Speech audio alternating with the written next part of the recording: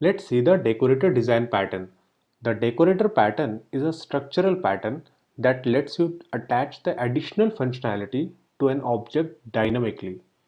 Before going into the details of decorator design pattern, we will first see what is the need of decorator design pattern and what is the problem that has been solved by the decorator design pattern. So consider an example. We have one interface and the name of the interface is feature. And in this interface, we have the two methods, that is feature 1 and feature 2. So these two feature methods are part of this interface, that is feature. And then we have the concrete class. So this class, the name of the class is basic feature. It's going to implement these two methods, that is feature 1 and feature 2. So we have the interface and then we have the class, that is the concrete class, which implement this interface and implement these two methods in this class. So this is the basic feature of a system. Now in this feature, let's say we want to add some additional functionality. So what we'll do, we create an extend classes. So these are the subclasses are there which extends the basic feature class, and in this subclasses we add the additional functionality. So whenever we want additional functionality, we create a subclass of the parent class, which is a basic feature. So basic feature is providing these two functionalities, that is feature 1 and feature 2, and functionality 1 is providing the feature 3 functionality. Now similarly we create a subclass called functionality 2, and this functionality 2 also extend the basic feature and it provides the feature 4, and similarly the functionality 3 class which provide the feature 5. So basically our structure is, we have the interface which is having the two methods, and this is a basic feature class which implement this interface. So it implements these two methods, that is feature 1 and feature 2. Now on top of that we want to provide some additional functionality like feature 3, feature 4 and feature 5. So what we do, we create a different subclasses like functionality 1, functionality 2 and functionality 3, and these three subclasses are providing these features like feature 3, feature 4 and feature 5. Now let's say the client come in our system and tell that I want these features. So I want basic feature, that is all the features that are part of this class like feature 1 and feature 2. Then he wants functionality 2, that is feature 3, and he also wants functionality 3, that is feature 5. So basically the client comes and asks for these features that are part of these classes: basic feature, functionality 1 and functionality 3.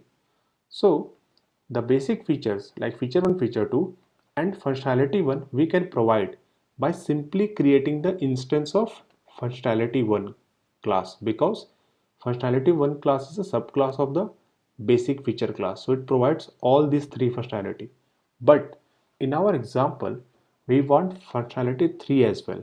It means we want the features that are the part of this class as well.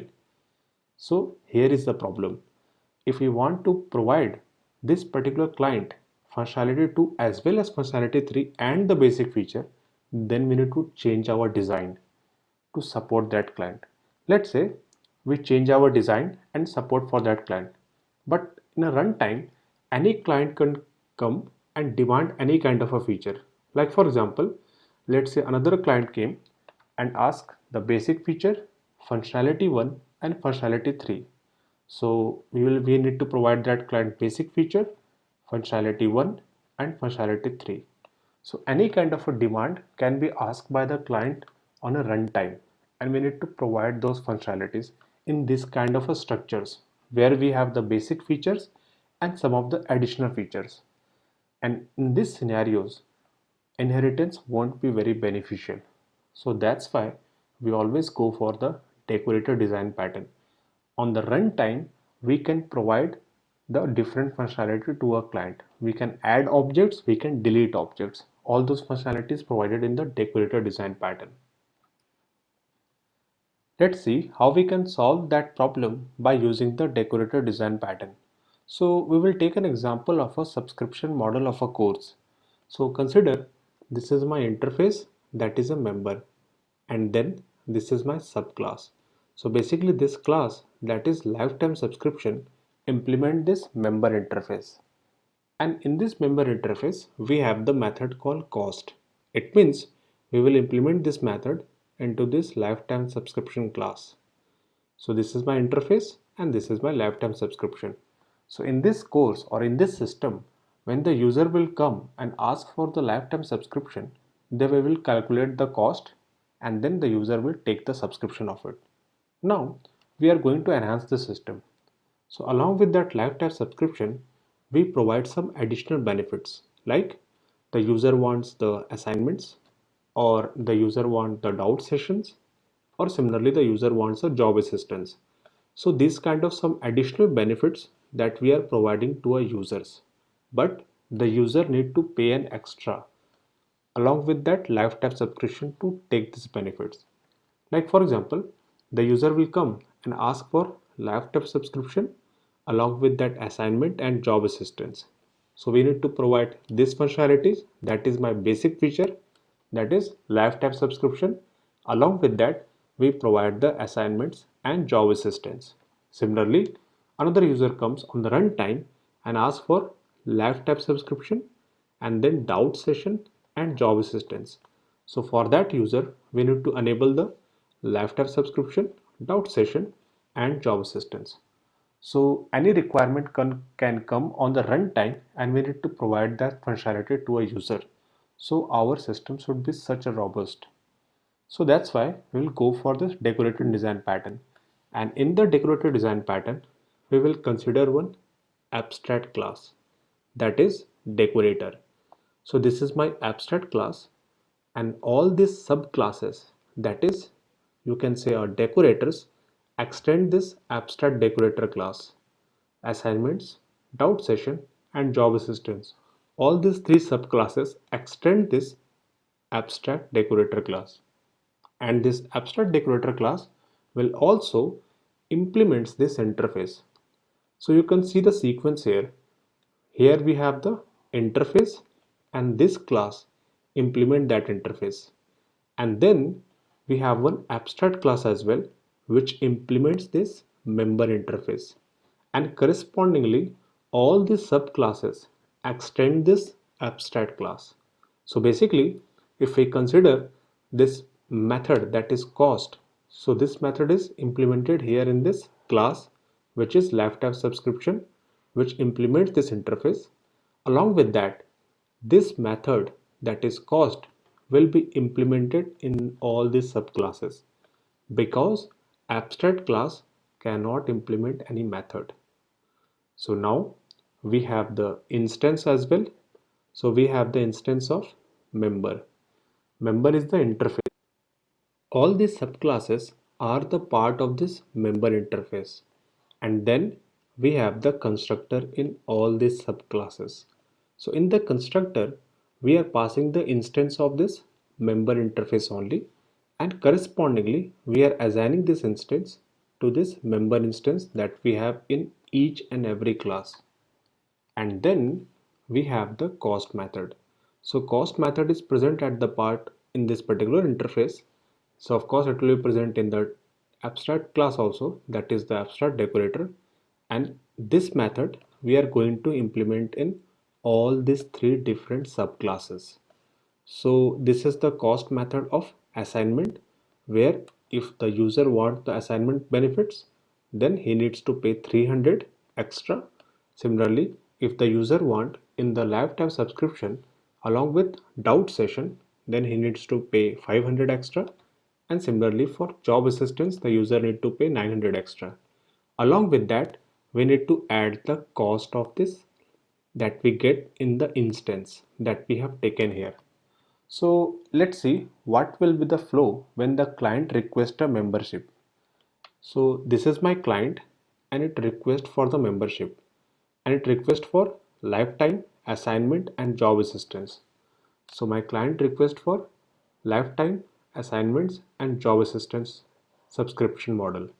So what we do, we create the lifetime subscription class instance.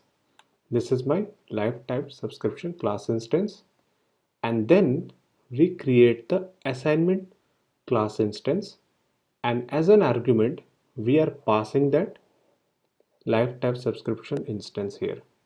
So basically this instruction will call the constructor of the assignment class, and as you can see in the constructor as a parameter we are passing the member instance.